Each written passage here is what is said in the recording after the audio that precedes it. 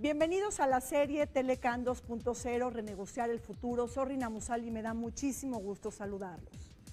México, Estados Unidos y Canadá se encuentran celebrando la tercera ronda negociadora del Telecán que tiene lugar en Ottawa. Una ronda importante en la que se pretende avanzar en diferentes temas y disciplinas después de que en la segunda ronda negociadora que tuvo verificativo en la Ciudad de México se haya terminado sin la conclusión de acuerdos sustantivos. Y es que la expectativa de esta nueva fase de diálogo es llegar con textos consensuados para las mesas temáticas en donde participan los tres países. El día de hoy les presentamos un juego de entrevistas con funcionarios, tomadores de decisiones, diplomáticos, activistas y académicos que nos van a ayudar a desdoblar las prioridades estratégicas de cada uno de los países, los puntos más álgidos y controversiales del proceso de modernización, así como los tiempos políticos, el pulso ciudadano y los escenarios ante un posible descarrilamiento del Telecán por parte de Donald Trump en Estados Unidos. Les pido que me acompañen.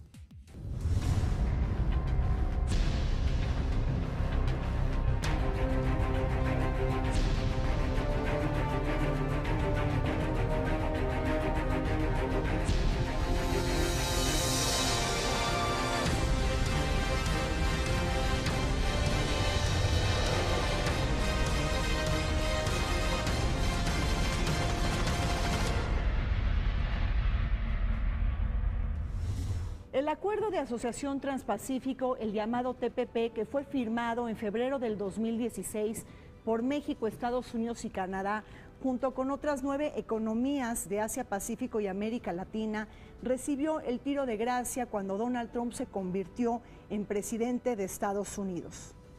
Pese a que este instrumento fue desechado por la furia populista y proteccionista de Washington, sus acuerdos han sido punto medular del proceso renegociador y actualizador del Telecán.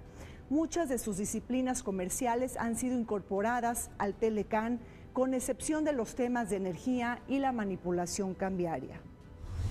El TPP sin duda es la forma, o se encontró como la forma por parte de México, de modernizar el NAFTA, el Telecán, vía una plataforma complementaria, es decir, las dos plataformas iban a coexistir. Entonces, hay que recordar que han pasado 23 años y tampoco es que, así como en Internet y en el entorno digital se avanza muy rápido tecnológicamente hablando, el mundo del comercio pues tampoco es que sea tan dinámico, ¿no? Entonces, a mí me parece que hay un conjunto de disposiciones que van a poderse utilizar como una base para modernizar el NAFTA, y especialmente porque a México le dio la oportunidad durante estos últimos 5 años de identificar y de analizar las áreas de oportunidad que teníamos a través de esta iniciativa. Es decir, si México no tuviera o no hubiera participado en el TPP, pues realmente sería un ejercicio mucho más complejo porque no sabríamos dónde están las áreas de oportunidad y de riesgo. Donald Trump lo desechó por una razón muy simple, porque era lo más fácil de desechar, con un costo político muy pequeño y un beneficio simbólico enorme. Entonces él podía decir, cumplí una de mis promesas de campaña instantáneamente, porque no había entrado en operación. Cancelar NAFTA después de 23 años es mucho más complicado, porque hay muchos intereses americanos que no quieren que se modifique o que no quieren que se elimine. Entonces eso no es paralelo, pero lo importante del tratado es, primero que nada, era un tratado puntero en su momento y simplemente porque no se ha actualizado, tiene cosas que debería tener que ya no están ahí.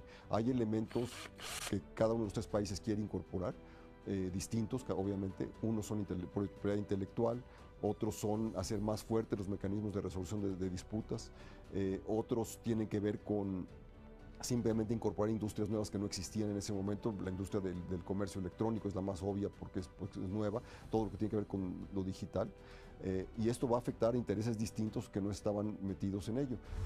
El resto de los países ha dicho vamos a seguir sin Estados Unidos. Obviamente era el más grande, pero han dicho, hay países importantísimos ahí como Japón y Canadá, México, y muchos otros países que están ahí. Entonces van para adelante. Yo creo que una de las cosas interesantes que puede ser parte del plan B, habrá que ver cómo nuestras autoridades lo conforman, es tratar de pasar en el próximo mes de noviembre, diciembre en el Congreso, el TPP sin Estados Unidos. Si tú ves una visión histórica, a lo mejor lo que estamos viviendo en Estados Unidos con la retórica anticomercio es una aberración menor que se puede corregir en 2-3 años. En el TPP se negocian temas estrictamente no comerciales, sí vinculadas a bienes, pero no estrictamente temas comerciales como cuáles. Propiedad intelectual, competencia, medio ambiente y nuevas formas de energía, ¿no? ¿Qué es lo que encontramos en el TPP? Primero, una presencia de Estados Unidos en Asia-Pacífico, ¿no? Ya lo precisaba la entonces secretaria de Estado, Hillary Clinton, ¿no? Que Estados Unidos tenía que voltear hacia el Pacífico para desde ahí establecer nuevas estratagemas hacia con China. ¿Qué es lo que tenemos en el TPP como resultado? Que va a impulsar no solamente la parte de bienes y mercancías, sino lo referente a través de otro tema que también se negocia, la economía digital, ¿sí? Impulsar estas transacciones ya no estrictamente físicas. Entonces, eso es lo que nos arroja el TPP. Fíjate lo que tiene TPP. Un magnífico capítulo digital. Un magnífico capítulo sobre corrupción. Y dices tú, un magnífico capítulo sobre ética empresarial y empresas propiedad del Estado. Yo te digo una cosa, a la hora que lees eso, dices, eso está. Entonces, cuando te dicen eso, sí, cómo no. El capítulo State of the Art ahorita, ¿sabes cuál es? TPP. Claro, no hay que decírselos muy fuerte. Efectivamente se tomaron varios puntos del TPP porque es un tratado, una noción más moderna. El TLC tiene 23 años. Hace 23 años el mundo, independiente del TLC, era totalmente distinto. Hay temas que no existían, como el mercado digital, el comercio digital no estaba en la mesa, ¿no? Todavía recibíamos, pongo un ejemplo quizá muy cotidiano, hace 23 años recibíamos todo de cuenta de los bancos y teníamos que ir a una sucursal. Hoy eso ya no existe. De la misma manera con ese ejemplo tan simple y doméstico que ilustra cómo el mundo es distinto y cómo era necesario esta modernización para incluir temas como energía, cambio climático, telecomunicaciones, comercio digital, manteniendo lo que ya estaba bien en el tratado. Estas son como las áreas nuevas del comercio que también ya de alguna manera se trabajaron en el Acuerdo Transpacífico de Asociación, el TPP. Yo no creo que tal cual las disciplinas se vayan a trasladar al Telecán, pero sí creo que ya hay un avance importante porque ya sabemos de qué estamos hablando. Hay temas que en su momento se discutieron por primera vez, por ejemplo, en propiedad intelectual, las marcas auditivas o las marcas olfativas, ¿no? Eso es algo que ya no es nuevo, ya lo tratamos en el TPP y probablemente lo podamos traer para acá. El TPP fue un tratado que se negoció por parte de la administración de Obama con diversos países de la región de Asia-Pacífico, donde estaban incluidos naturalmente México y Canadá, con la idea de acotar a China. O sea, la idea del TPP finalmente era fortalecer la presencia de Estados Unidos con un grupo de países de Asia-Pacífico sin la República Popular China. China no formaba parte del TPP y de hecho el TPP fue pensado contra China para afianzar a Estados Unidos. Y Donald Trump dio marcha atrás a eso. Donald Trump decidió no participar en el TPP, lo cual a mi manera de ver le deja un campo abierto a China para seguir proyectando su liderazgo en la región. Hoy por hoy China se va a convertir, con la no presencia a nivel mundial de la economía norteamericana, se está convirtiendo en el nuevo líder, en el líder global económico. Pero todavía hay una opción. Si Estados Unidos no quiere, nosotros, el TPP más 11, que yo le llamaría, tenemos la oportunidad de integrarnos a la economía asiática donde están otros polos de desarrollo. ¿Desaparecerá el Telecán o bien se privilegiará su proceso de modernización y actualización frente a los cánones del siglo XXI? Esta es la principal incógnita que ha acompañado al proceso renegociador desde que Donald Trump se convirtió en el nuevo inquilino de la Casa Blanca. Y es que en caso de descarrilamiento, México puede sujetarse a las reglas de la Organización Mundial del Comercio, la llamada OMC, pero no sin antes pagar una factura negativa en materia de flujos comerciales, de inversión extranjera y también de crecimiento económico. Bueno, la OMC es una salida por default, o sea, es en automático.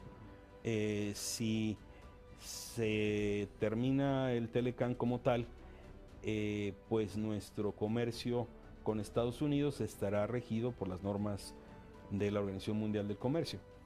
Efectivamente, ahora Canadá, por ejemplo, ya ha dicho, me interesa ingresar al Acuerdo del Pacífico, me interesa conformar un bloque nuevo con América Latina y quizá con algunos de los 11 signatarios del Acuerdo Transpacífico que nos quedamos vestidos y alborotados y que se podría reformular las alianzas comerciales en la dorsal del Pacífico latinoamericano y en la cuenca del Pacífico asiático y de Oceanía. Hay dos implicaciones. La primera es que sí, efectivamente vamos a pagar un arancel de 2.5%. Por darte un ejemplo, todos los automóviles, algunas autopartes están entre 2.5, 3, 4, 5%. Ellos en sus exportaciones a México también tendrán que pagar un arancel que es mucho más elevado. En México es más o menos del 20%, dependiendo del vehículo, ¿no? Hay otro arancel que es para camionetas, las camionetas tipo las minivans. Ese sí es un arancel muy elevado de 25%, que está establecido en OMC para Estados Unidos. México también tiene aranceles elevados que en un momento dado pueden llegar hasta el 50%, ¿no? Porque es el arancel consolidado que tenemos en OMC. ¿Qué significa esto? Significan dos cosas. Una, que el consumidor, si quiere consumir ese tipo de vehículos, va a tener que pagar más. La segunda es que puede haber una distorsión del comercio en el sentido de que se puede desviar el comercio hacia socios con los que no tenemos ese tipo de aranceles, como es Japón, como es la Unión Europea, como pueden ser Brasil, Argentina, con quienes tenemos un acuerdo de complementación económica en el sector automotriz. Entonces, yo creo que las cadenas como tal no se van a romper, porque son cadenas muy integradas en América del Norte. Lo que tiene que defender México es la certidumbre de acceso al mercado de Estados Unidos, un acceso sin aranceles y sin barreras arancelarias y que le permita mantener y aumentar la competitividad de México en particular y de la región en general. Y entonces cualquier cosa que atente contra la competitividad y la certidumbre de acceso es un tema que nos debería de preocupar. La red de seguridad sería, pues sí, mantener el tratado vigente con Canadá, lo que queda del Tratado de Libre Comercio si sale Estados Unidos, y recurrir a las medidas de la OMC, que en ningún momento son las óptimas para México. Por eso se hacen los tratados de libre comercio. Si recordemos, en 15 o 20 estados de la Unión Americana, somos el comprador número 1. Sí.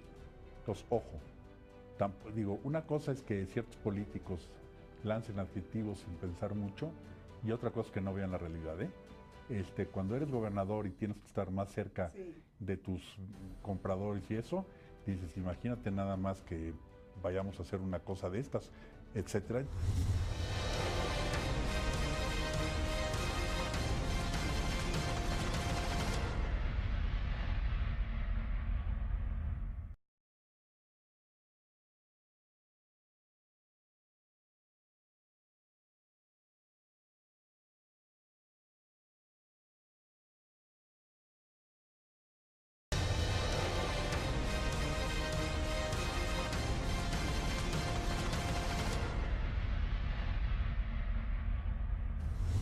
Donald Trump ha tachado el Telecan como el peor acuerdo para los intereses de la Unión Americana. En caso de que la renegociación no llegue a un buen puerto, México pudiera echar mano de Europa, América Latina, pero también de China para robustecer nuestras plataformas de exportación. Toda una llamada de atención para México porque no hemos podido consolidar ni implementar una verdadera política de diversificación comercial. Por más acuerdos de libre comercio que México tenga firmados con el mundo, no hemos podido reducir nuestra histórica dependencia con la Unión Americana. Sí sé que ya están hablando con Argentina y Brasil para sustituir los granos que nos venden Illinois, Iowa, Nebraska, Kansas,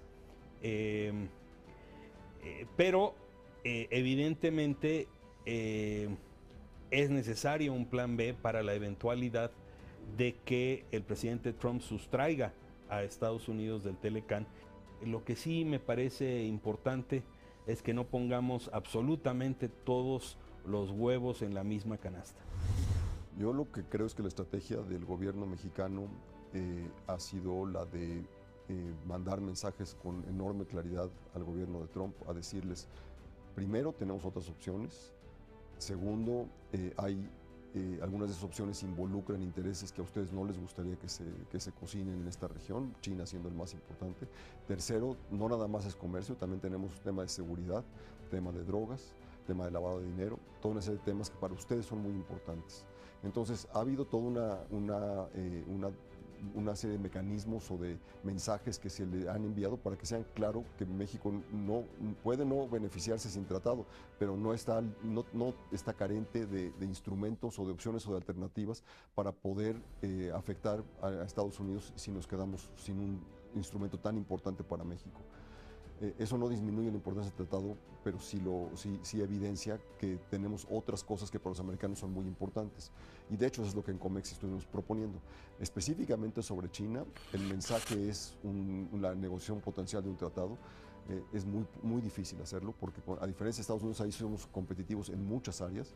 Entonces, y la escala que tiene China simplemente por su tamaño y por su dinamismo internacional, acabaría dramáticamente con muchísimas de las industrias que llevamos 30 años protegiendo a lo tonto. Entonces, yo veo casi imposible un tratado de libre comercio con China. Sí vería tratados de inversión, por ejemplo, que serían mucho más fáciles de lograr, porque eso implica simplemente protección mutua. Pero es exactamente lo que afectaría a Estados Unidos. Un tratado de libre comercio con China lo vería yo más en un mediano plazo. Creo que aprovechando la alianza estratégica que tenemos, el posicionamiento ya de algunas mercancías de ellos acá y nosotros allá, deberíamos de aprovecharlas y profundizar, sí con un miras a un tratado de libre comercio, pero no como un objetivo inmediato. Yo más bien creo que hay que aprovechar lo que tenemos, profundizarlo y eventualmente construir ya un mecanismo formal, como puede ser un tratado. Revisando los tratados que tenemos suscritos con buena parte de América Latina, con Europa, con Israel y con Japón, vemos que los déficits que ya existían se han incrementado, lo cual sugiere que son nuestros socios en estos telecanes que hemos suscrito los que usan el tratado y México no los está usando. Para favorecernos de esta estructura ya aprobada, China, por su parte, está echando a andar un mecanismo, el Acuerdo Comercial Asiático, que es el equivalente al TPP, donde se nos había excluido, pero hoy China ya ha invitado a México porque China está asumiendo su nuevo liderazgo económico mundial. México y China tienen una relación comercial muy intensa, pero yo creo que hay que ser más precisos en los términos. El comercio México-China en realidad lo hace China. Por cada dólar de producto que México exporta a China recibe 600. El déficit es brutal, ha crecido al paso del tiempo y un tratado de libre comercio lo que haría sería incrementar los flujos de comercio, en particular de China hacia México, porque además en México tenemos esta creencia, y hablo de algunos de nuestros empresarios, de que China es remoto, de que no hablan chino, de que es un mercado inhóspito, de que es muy difícil comerciar con ellos y prefieren y privilegian la relación con Estados Unidos. A esta gente habría que decirle, bueno, y si el mercado de Estados Unidos se vuelve difícil para acceder a él, ¿qué vamos a hacer? Paul Krugman, que es premio Nobel, parte de una de las tesis por las cuales le dieron el premio Nobel es porque tiene, es decir, hay factores geográficos que influyen sobre que tienen un determinismo económico.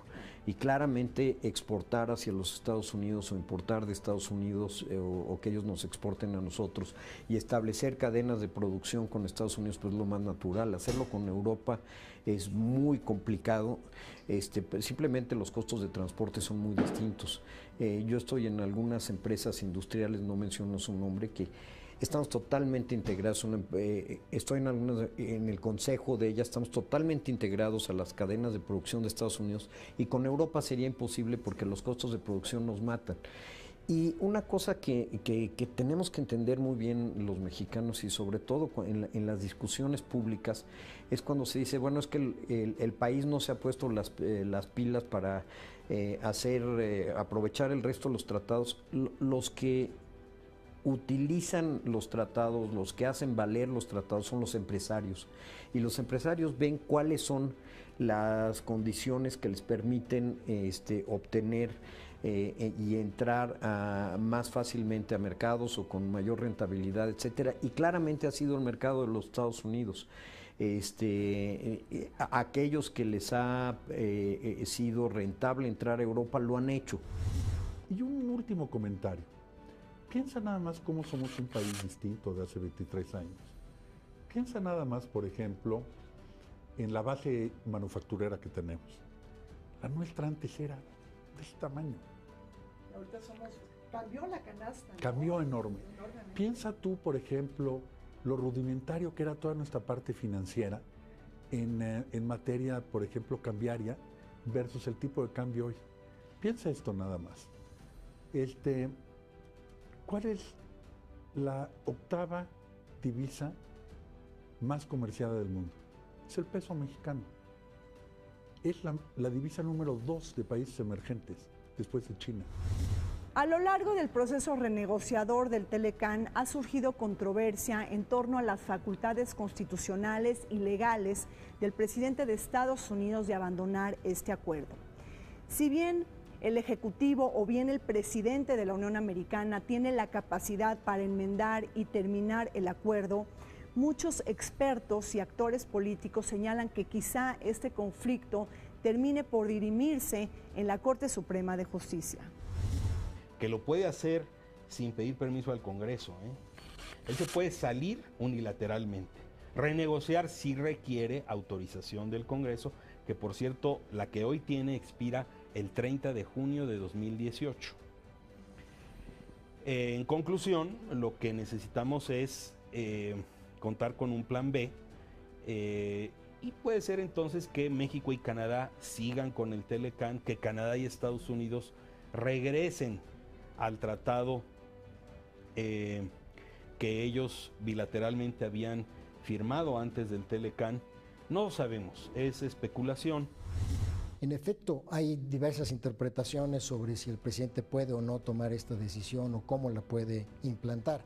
Y por eso me parece que es importante tener toda esta cadena de lobistas, cabildeos, palancas, conocidos, en fin, que tengas dispuestos en diferentes momentos y diferentes dimensiones en los Estados Unidos.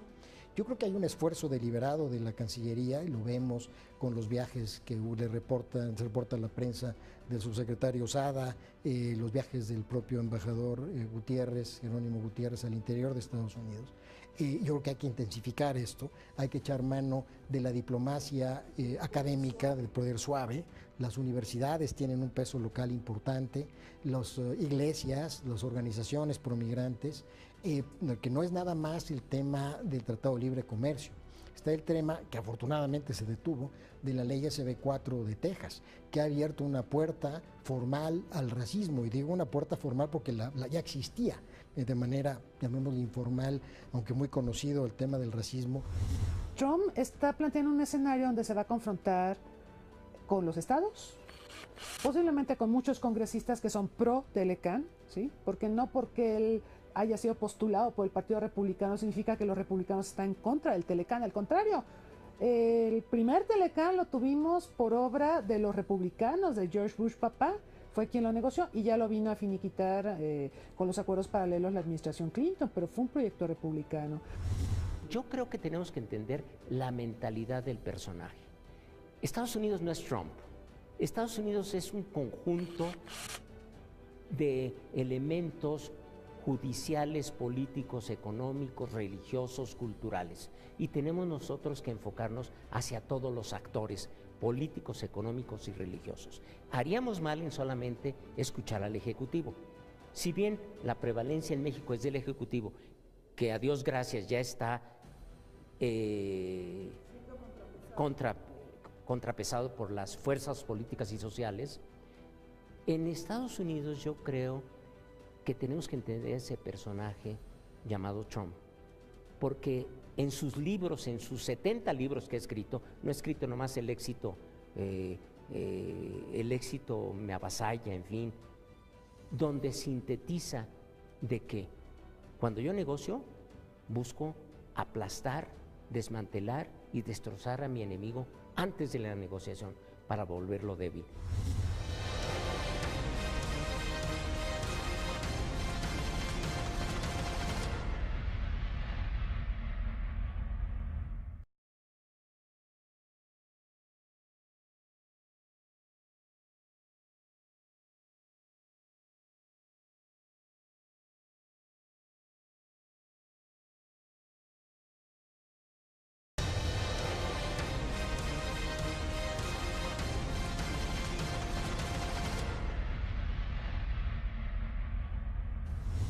Hasta ahora los puntos más controvertidos en el proceso de renegociación del Telecán han sido las reglas de origen, la solución de controversias en materia de dumping y medidas compensatorias, pero también este mandato de Estados Unidos de reducir el déficit comercial con nuestro país.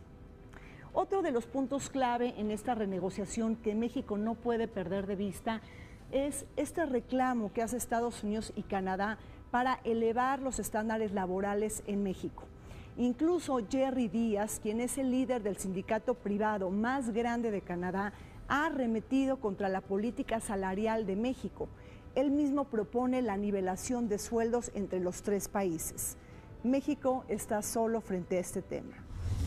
No es porque estemos con salarios bajos o estemos haciendo trampa en lo más mínimo. Lo tenemos así porque nos hemos convertido en una fábrica. Estados Unidos, Canadá y México somos una cadena de producción y eso es lo que hace que en última instancia se convierta en un déficit que tiene Estados Unidos. Yo creo que la tesis de que México le roba empleos a Estados Unidos es equivocada, al menos por dos razones. En primer lugar, porque digamos que, por lo menos en el caso de la industria automotriz, las compañías líderes en producción de automóviles, de vehículos, pues son estadounidenses. Ahora han entrado con más fuerza las asiáticas, también las europeas, pero sigue el grueso del mercado referido a las grandes tres de Detroit, la General Motors, la Ford, la Chrysler, que ahora está asociada con Fiat. Entonces son compañías estadounidenses. De hecho, son decisiones estadounidenses el traslado de plantas a México. No son decisiones mexicanas, son decisiones de compañías estadounidenses. En México tenemos una productividad mucho menor que la de los Estados Unidos y que la de Canadá, y por lo tanto los salarios son mucho más bajos. Hay una oferta de trabajo muy amplia. Me parece que hablar de cero explotación laboral es justo y lo tenemos que hacer, de no trabajo infantil también es algo por lo que apostamos, de hablar de inclusión y diversidad en la fuerza laboral me parece que es un punto toral, invertir en capacitación y desarrollo de habilidades también y cumplir con las prestaciones y beneficios del trabajador. El punto que me parece que es álgido es hablar de igualar los salarios, porque eso es imposible. El mercado laboral es eso, oferta, demanda, diferentes macroeconomías, diferentes mercados de trabajo que no se pueden comparar. Sí apostamos a la mejora del ingreso del trabajador mexicano, por supuesto, a través de la capacitación y por tanto aumento de la competitividad y de la productividad y no de manera artificial querer igualar condiciones. Me parece que es una preocupación legítima, totalmente legítima, el que queramos elevar los salarios mínimos en la región y el ingreso de la población, porque sí es cierto que ese es un pendiente que tenemos en México. Pero a mí me parece que ese pendiente es resultado de una política que a través de políticas monetarias que han decidido que bueno, el salario mínimo era como la variable de ajuste en México. ¿Hasta dónde se puede soportar eso? Es una buena pregunta, ¿no? precisamente de eso se trata el desarrollo económico y para eso se hizo un tratado de libre comercio y para eso necesita crecer más la economía y para eso necesitamos mayor educación y para eso se han hecho distintas reformas y para eso se han hecho muchas cosas, para elevar el nivel de productividad y por lo tanto que puedan subir los salarios. Y en el caso de lo que Donald Trump está planteando, yo creo que él va a insistir en sus temas de campaña. Él va a ser el campeón de los americanos, que va a defender los derechos de los americanos y los salarios de los americanos. Puede decir también, si nosotros dijéramos que no estamos de acuerdo en incorporar algo que beneficie a los trabajadores, que estamos rechazando una razón esencial, que es la fuerza de trabajo. Pero no necesariamente tienen que ser los salarios. El salario es el resultado de una serie de factores en la economía. Tú no puedes poner un salario artificial cuando tu producto final tiene un costo que tiene que tener después una renta para que lo vendas. Entonces, pero podemos hablar de derechos.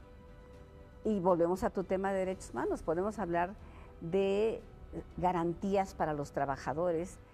Podemos hablar de contratos, podemos hablar de beneficios y ya la economía dirá de qué tamaño es el salario, si el salario no se pone por decreto. ¿Por qué no agregar un capítulo de derechos humanos al Telecán como sí lo tenemos establecido con la Unión Europea? Y es que México vive una grave crisis al respecto. Veamos qué nos dicen los expertos. La historia de la negociación de la cláusula de derechos humanos en Europa es un poco especial. Esto tiene que ver con el proceso de expansión de Europa hacia el este. Muchos de los países que hoy son parte de la Unión Europea eran parte del bloque socialista. Y en el bloque socialista había una total ausencia de protección de los derechos humanos. Entonces, ese fue un condicionamiento que tanto la Unión Europea le puso a los países que se iban a adherir, como los propios países que estaban dejando atrás el bloque socialista querían tenerlo como una seguridad. Yo creo que eso refleja y responde a una realidad muy peculiar entre la Unión Europea y los países exsocialistas, y por eso se reconoció. Sin embargo, en ese entonces Europa lo había metido como un lenguaje estándar en todas sus negociaciones y México no tuvo ningún problema en aceptarlo porque eso está plasmado empezando por nuestra Constitución. Cuando hicimos el tratado con Europa hace muchos años, pero ahora estamos de nuevo en la renegociación, uno de los temas que ellos hicieron relevantes fue que nos comprometiéramos a un respeto irrestricto a los derechos humanos en su mayor universalidad. Me parece que, vuelvo al tema, no son temas del Tratado de Libre Comercio. Sin embargo, son criterios de quienes quieren hacerse socios. La pregunta es, ¿me quiero yo casar con un país que tiene ausente el respeto a los derechos humanos? Algunos, como los europeos, dicen no. Entonces, sí quiero hacer negocios contigo, sí me interesa que tengamos seguridad para nuestras inversiones, pero me interesa que mis inversiones vayan a un lugar donde hay respeto a los derechos humanos, certidumbre para las inversiones. No sé si necesariamente tiene que ser un capítulo del tratado. Bueno, yo no sé si no hay una propuesta de la sociedad civil mexicana específicamente para el tratado, pero es el tema de corrupción, derechos humanos, democracia, mejor gobierno y demás es un tema que está efervescente en la sociedad mexicana. Quizá muchas organizaciones no han visto que ese es un vehículo útil para poder lograr ese mismo objetivo, o que podría serlo. Yo creo que no es una buena idea, pero ese es otro tema. Me parece que mezclar temas de derechos con comercio, lo que vamos a hacer es limitar el comercio y eso va a limitar el crecimiento de la economía mexicana, y yo sospecho que esa es la razón por la cual no se ha hecho, pero también veo a muchos que están queriendo utilizar el tratado precisamente para ese objetivo. Si no se ha podido hacer por la vía política interna, entonces muchos están buscando aprovecharlo por otros caminos. Y yo creo que en los próximos años, el próximo gobierno y los demás que siguen van a tener la cuestión de la gobernabilidad como punto de referencia, porque debe haber gobernabilidad bajo estos ejes de lucha contra la corrupción, respeto a los derechos humanos, no impunidad y la prevalencia de la justicia y de las leyes.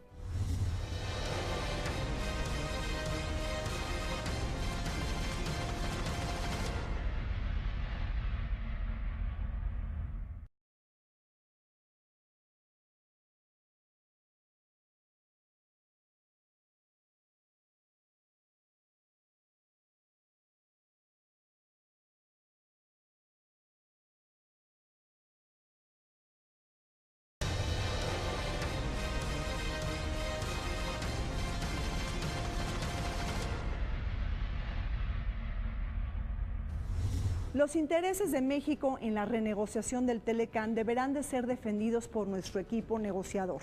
Los estrategas, los responsables técnicos que deberán de poner por adelante los criterios de apertura, de mayor comercio y también de la competitividad regional de América del Norte. Nuestros negociadores que también deberán de insistir en este posicionamiento internacional de México en el mundo y acreditar el poder suave que tenemos en la Unión Americana. Iniciamos 16 de agosto, presumiblemente terminamos a principios de año, febrero. Si es el caso, viene la negociación al lenguaje jurídico de lo técnicamente negociado, por lo que me parece que no se salva junio. Si pasamos, si las negociaciones pasan junio de 2018, en ese momento se mete el calendario político electoral de los dos países. ¿Por qué? Si junio terminan las negociaciones, entonces un nuevo Congreso, un nuevo poder legislativo va a aprobar el nuevo tratado en México. Pero si se pasa junio, por el calendario político electoral de Estados Unidos, en septiembre el Congreso ya no lo va a meter en su ruta de ratificación, a raíz de que hay elecciones de la cuarta parte del Senado en Estados Unidos y se cambia la Cámara de Representantes. Hay elecciones el 6 de noviembre. Canadá no tiene problema porque las elecciones generales son en octubre de 2019. Y va a haber, como usted menciona, elecciones intermedias que, pues como están las cosas, yo creo que los republicanos no las van a ganar y van a perder asientos y quizás dominen el Congreso los demócratas y toda la ecuación cambia. Y por nuestro lado también tenemos elecciones presidenciales el año que entra, que es muy difícil ahorita comprometernos en una negociación de este tamaño, de este calibre, cuando va a haber elecciones y que pues no sabemos qué presidente o de qué partido pueda llegar. Entonces, la situación está muy compleja.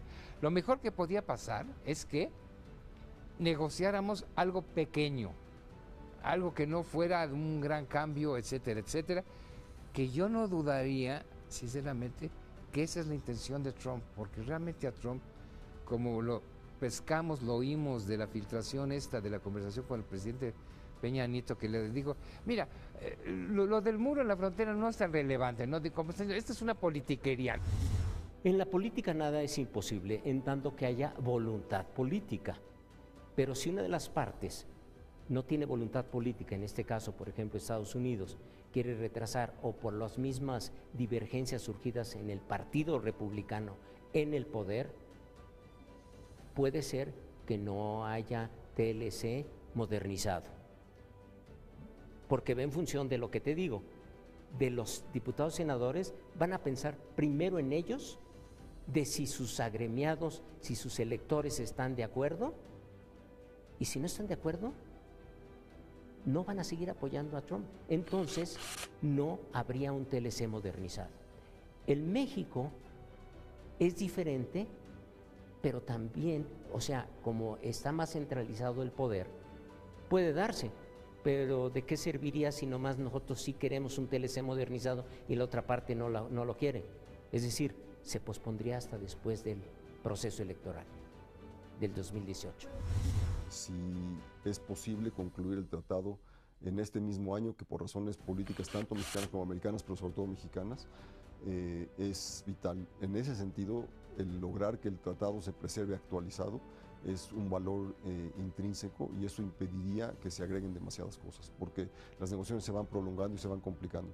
Si el objetivo es sacar una negociación rápida con todos los cambios necesarios, pero no llevar a cosas nuevas que simplemente lo lleven a otro año de negociaciones completo y pasen a 2019 o 2020, entonces es difícil agregarle demasiadas cosas.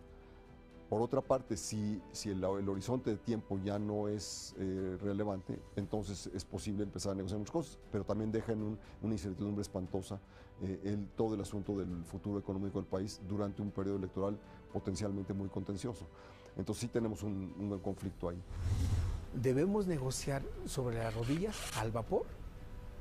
Un tema tan impactante, subrayo, que representa el 26.5% del PIB, o nos vamos sin prisa, pero sin pausa. Fue algo que Salinas no tuvo en su momento. Salinas tuvo un Congreso favorable, tenía una concertación política con el PAN.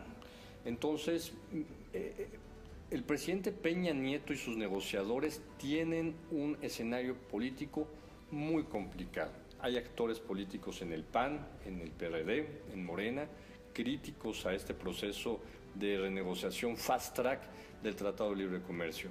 Esperemos que las negociaciones no se lleven con tanta prisa, que México gane los espacios de oportunidad en esta negociación, que pueda incluir temas que sean estratégicos para el país y no por la prisa del proceso electoral del 2018 se eche a perder esta negociación.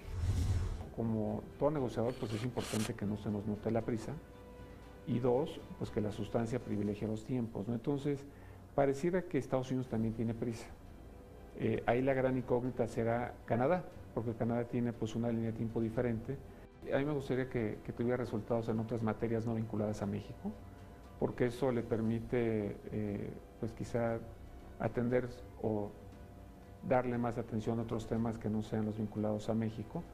Y al final del día, bueno, pues es una negociación que es muy importante no solo para México, sino también para los intereses económicos de Estados Unidos, recordando que han invertido más de 220,000 millones de dólares en nuestro país. Entonces, como comprenderás, también, así como aquel miércoles los primeros que se acercaron a defender el NAFTA fueron los propios americanos, me parece que la negociación en el tiempo tendrá que ir marcando los tiempos con base en la sustancia y no en el calendario político electoral. Cometeríamos un gravísimo error sobreponiéndole los tiempos políticos a las negociaciones técnicas. Si las negociaciones técnicas salen mal, el resultado va a ser mal políticamente o no políticamente. Entonces, me parece que hay que tener cuidado en dejar que los técnicos hagan su trabajo, tomen el tiempo que deben de tomar. Y esto nos pasa, lo hemos visto en infraestructura, ¿no? O sea, planea bien tu obra de infraestructura para que no tengas problemas después. No tengas problemas políticos. Es un poco lo mismo. O sea, planea bien, ejecuta bien las negociaciones técnicas y después ya lo manejas con un criterio político, el que más convenga. Se dice como en el deporte, el juego se acaba cuando se acaba. ¿Y qué nos conviene más, acelerar y atropellar o tomarnos el tiempo necesario para que salga bien? Claro que uno quiere que salga bien mientras no hay demasiados ruidos en el ambiente. Y las elecciones producen muchos ruidos, todo entra a discusión. En este momento hay una gran conversación nacional entre empresarios y políticos y gobierno. Hay una conversación, pero en este momento no hay una disputa interna con el tratado. Si lo que va al tratado se convierte en campaña política, puede ser que se desvirtúe. En Estados Unidos y la Unión Europea había una expectativa de que se iban a negociar altísimas disciplinas entre los dos bloques comerciales más importantes del mundo, Estados Unidos y Europa. Ahora que ese tratado entre Estados Unidos y Europa no se está negociando, porque no hay un ambiente entre la administración del presidente Trump y la Unión Europea para hacerlo, el TLC de América del Norte tiene una enorme oportunidad de convertirse en el nuevo modelo para el siglo XXI de la integración comercial para todo el mundo. Y entonces tener objetivos ambiciosos que permitan que eso se logre. Y México puede jugar ese papel exactamente. Entonces debemos tener, creo, objetivos estratégicos que nos hagan competitivos con respecto al resto del mundo y que eleven el nivel de discusión en la región. ¿En qué creo que hay un acuerdo? Y que el tratado es para tratar no de atrapar, pero de incorporar el futuro a estas reglas. El mundo se digitalizó. Se digitalizó en el hogar, en la empresa, en los negocios. Ahora el comercio no necesita nadie llevar un paquete a otro lado, lo pides por internet. El internet de las cosas ya está encima de nosotros. Entonces yo creo que ver al futuro y tratar de incorporar el futuro hasta donde se puede con ciertas reglas sería una manera excelente de darle otro piso al Tratado de Libre Comercio. Muchísimas gracias por su atención y compañía. Soy Rina Musali y les agradecemos mucho nos hayan acompañado en este programa sobre la modernización del Telecán. Y es que en medio de polémica y de controversia, los mexicanos tenemos que tener una mirada atenta, documentada y crítica sobre este proceso de actualización del acuerdo más importante que México tiene firmado con el mundo. Una mirada informada sobre el juego de dilemas que se abre con cada toma de decisión y el balance de costos y beneficios que se despliegan para los 3 países integrantes de esta alianza trilateral. En el próximo programa vamos a presentarles un juego de opiniones de legisladores mexicanos que precisamente están acompañando el proceso de la renegociación del Telecán. Los esperamos.